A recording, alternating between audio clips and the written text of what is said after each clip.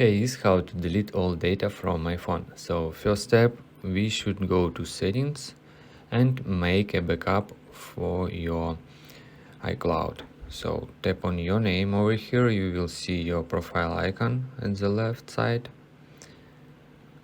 Once you're here, you should tap on iCloud. In my specific order, my iCloud backup is disabled, but you just tap on iCloud backup, enable it if you don't have backup, and of course make a backup for your iPhone. Just tap on by clicking backup now. Alright, once you're done with your backup information with your Apple iCloud, then you just go back to settings.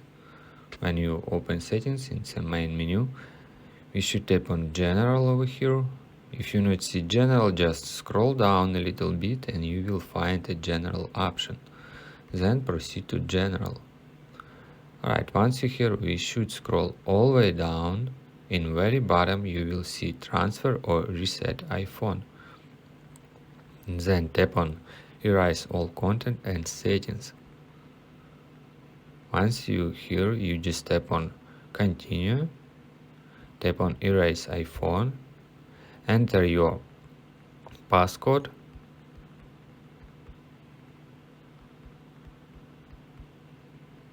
then enter screen time passcode,